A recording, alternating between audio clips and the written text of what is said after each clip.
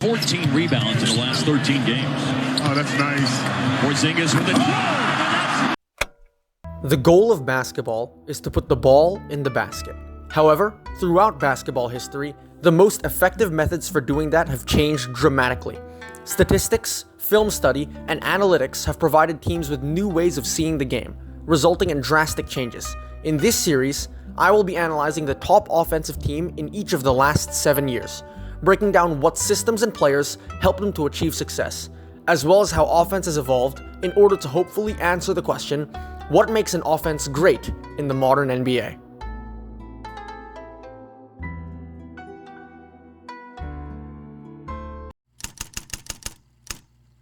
To West, I'm like, man, y'all gonna let the white dude get the ball the whole game? That's crazy. He looked me dead in my face. He said, that motherfucker cold.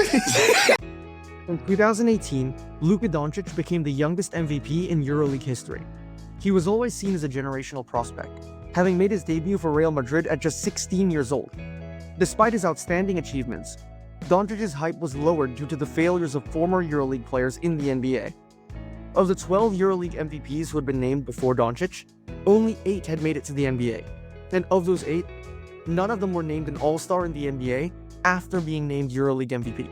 Basically, the EuroLeague was greatly looked down upon by NBA teams, analysts, and fans alike, and Luka entered the draft with much skepticism around him. This was one of the reasons why Doncic fell to the 3rd overall pick in the draft, being traded to the Dallas Mavericks. On the court, skeptics criticized Doncic's lack of natural athleticism.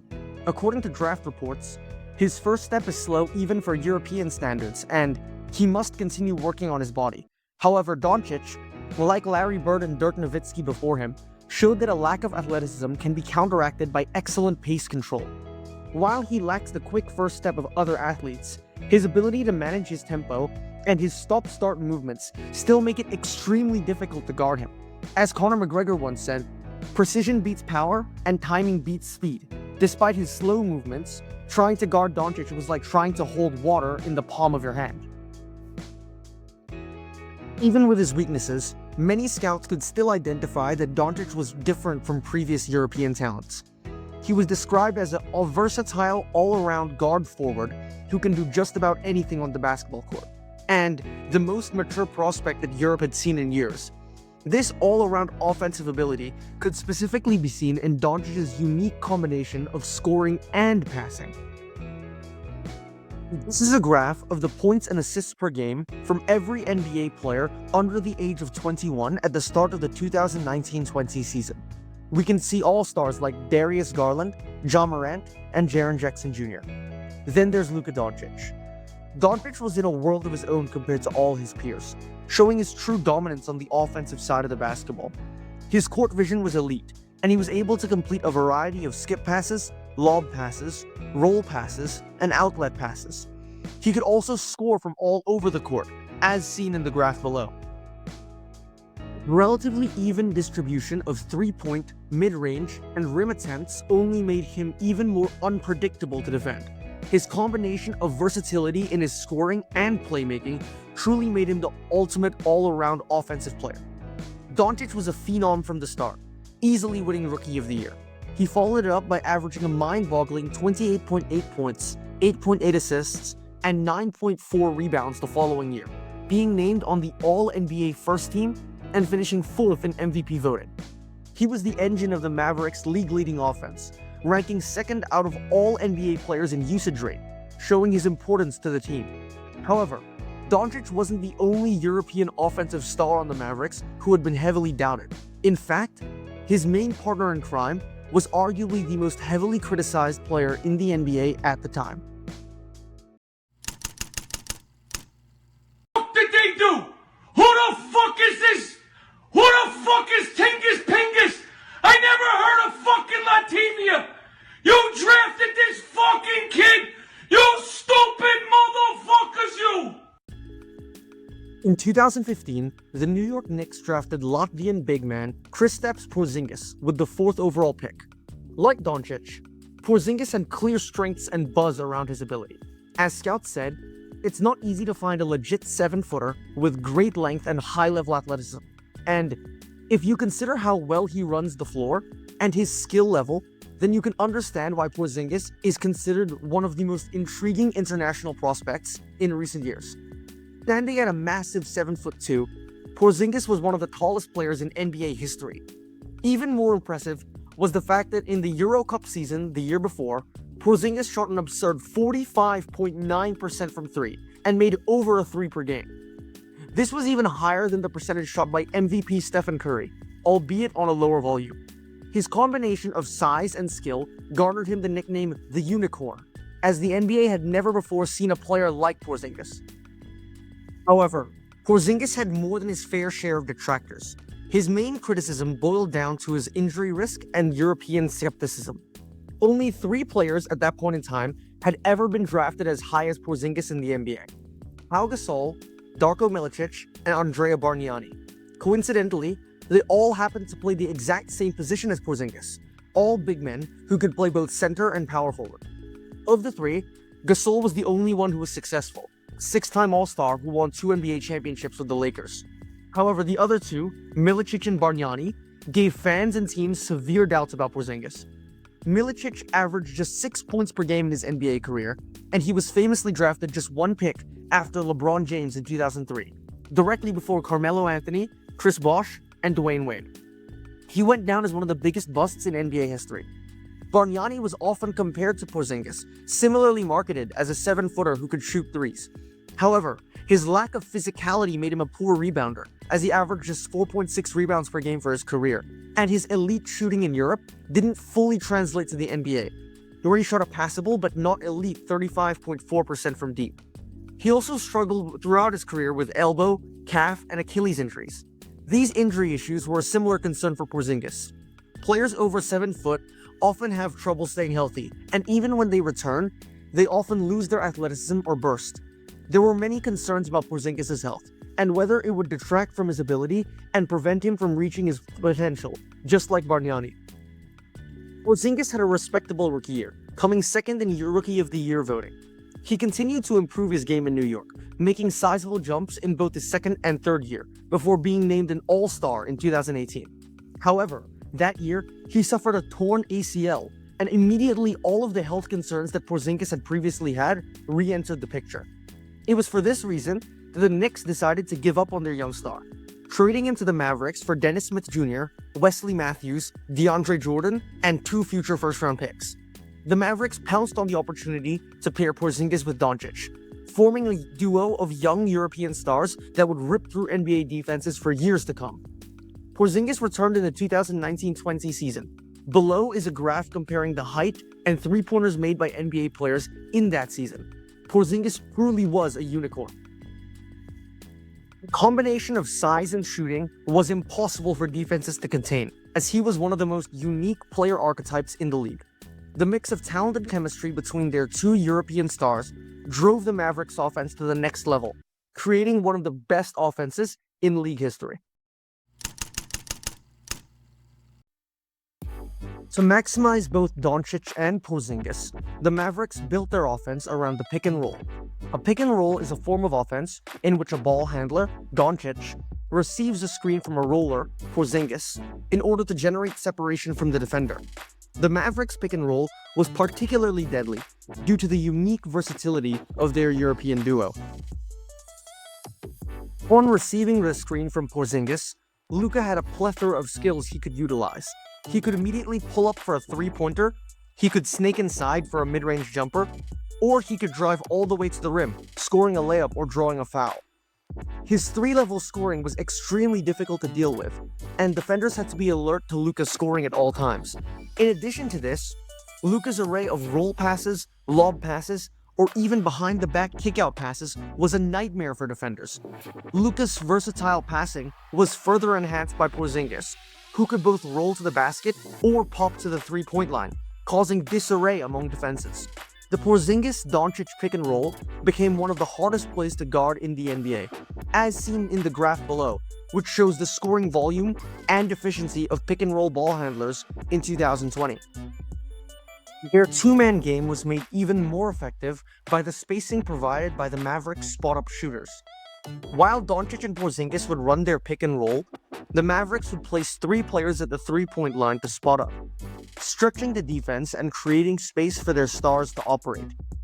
Excluding Doncic and Porzingis, the 4 Mavericks who played the most minutes that season were Dorian Finney-Smith, Tim Hardaway Jr., Maxi Kleber, and Seth Curry. Each of these 4 players made at least 1.5 threes per game and shot at least 37% from 3, meaning all of them ranked above league average in both three-point volume and efficiency. The Mavericks could capitalize upon this, as whenever the pick and roll drew extra help, Doncic had the playmaking capabilities to kick the ball out to an open shooter. This made the Mavericks the most effective spot-up team in the NBA, adding another dimension to their offense that made them almost impossible to stop.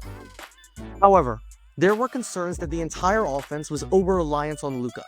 Considering his high usage rate, the offense could theoretically struggle in times when Luka went to the bench. This problem had been seen before in Houston with James Harden, where over-reliance on a singular player meant that when that player was not on the court, the team lost their offensive spark.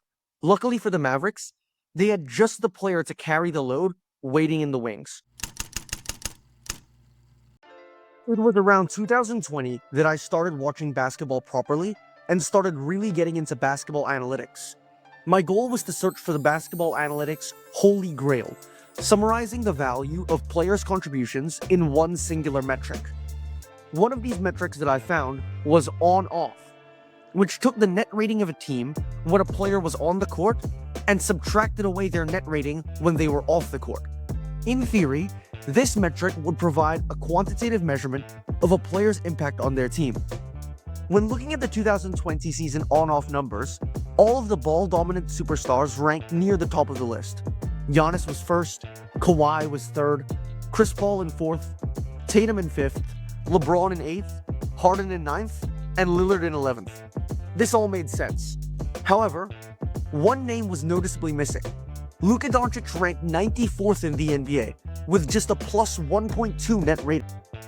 This made very little sense to me, as I knew that Doncic was the engine of the Mavericks offense and was responsible for most of their scoring and playmaking.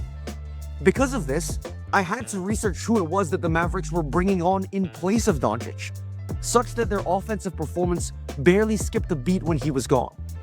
I found that Doncic wasn't the only important pickup that the Mavericks made in the 2018 draft, because with the 33rd overall pick, they took Jalen Brunson. Like Doncic, Brunson wasn't the most athletic guard, but he had excellent tempo and pace control, which allowed him to get the better of defenses. His herky-jerky style was extremely awkward for defenders to deal with, and he also had the ability to score on all 3 levels.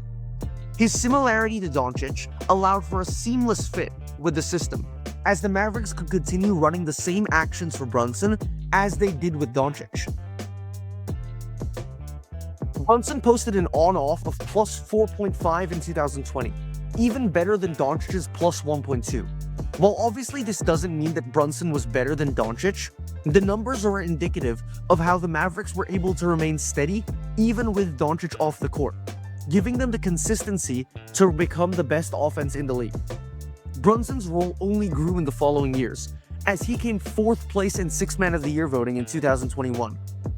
By the 2022 season, Doncic's on-off was just plus 0.2, meaning that him being on or off the court made virtually no difference for the Mavericks. That was the level that Brunson was performing at. I distinctly remember his breakout playoffs in 2022, as in the first round against the Jazz, Doncic got hurt, and Brunson dropped 41 points in Game 2 and another 31 points in Game 3 to take the lead in the series while Doncic was away. As Luka himself said when talking about the game, it will be tough to come back. We 0-2, and then we have 2 in Utah. So the second game, I think he had like 45, something like that. Like it was a tough game, and we needed to win no matter what. And that game was really impressive. I was just on the bench watching, like, wow, this guy's amazing. In 2020, the Mavericks were in a fantastic situation. Doncic and Porzingis formed an unstoppable partnership and proved doubters wrong, showing how European talent can be successful in the NBA. Additionally, with Luka off the court, Brunson had the ability to seamlessly take over. Altogether, This led the Mavericks to lead the league in offensive rating, with their 117.5 ORTG gapping the rest of the league by almost 3 full points. Additionally, their trio of stars were just 20, 24, and 23 years old respectively. Dallas should have been a threat for years to come. However, in 2021, the Mavericks hired Nico Harrison as their general manager. In 2022, Harrison traded Porzingis and a second-round pick for Spencer Dinwiddie and Davis Bertans, 2 players who are no longer in the NBA. Later that same year, Brunson had a spectacular performance against the Jazz in the playoffs, carrying the Mavericks without Luka Doncic. Harrison decided to let him walk that same summer, allowing the Knicks to sign him for just $26 million a year. For comparison, this was the same summer that Bradley Beal was signed for $50 million a year, Zach LaVine was signed for $43 million a year, and even Jordan Poole was signed for $35 million a year. However, most egregiously, in 2025, coming off a finals appearance for just the 3rd time in Mavericks history, Harrison decided to trade Luka Doncic, along with Maxi Kleber and Markieff Morris, to the LA Lakers for Anthony Davis, Max Christie, and a 2029 first-round pick. Harrison not only lost 3 stars, which made the Mavericks great, he received close to nothing of value in return. At the time of writing this, the Dallas Mavericks have the worst offense in the league, currently sitting at a measly 106 offensive rating. This would be inconceivable just 5 years ago, as for a certain period of time, the Mavericks had a trio of stars who played the most entertaining, unique, and best offensive basketball in the entire NBA. Looking to inbound, Jeff Green gets it into Durant. Here is Durant moving on Tucker. He turns, he shoots. Yes!